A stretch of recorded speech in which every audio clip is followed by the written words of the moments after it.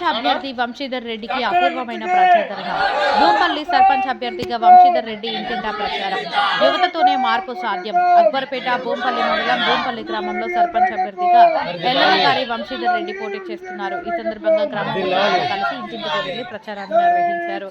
ఈ సందర్భంగా ఆయన మాట్లాడుతూ నా ఓర్వలేక ప్రచారాలు చేయడం నేను ఎప్పుడూ స్థానికంగానే ఉండి ప్రజల్లోనే ఉంటూ ప్రజల సమస్యలను పరిష్కరిస్తానని ఈ సందర్భంగా తెలిపారు. కావున సర్పంచ్ గా కత్తెర గుర్తుకు ఓటు వేసి అత్యధిక మెజారిటీతో గెలిపించాలని కోరుతున్నానని అన్నారు.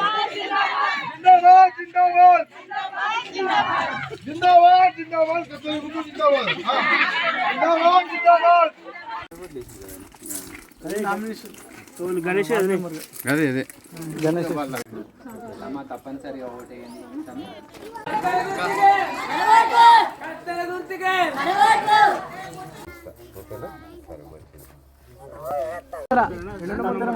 మళ్ళా పేపర్ అన్ని తీసుకొని వస్తామా పోయేస్తామా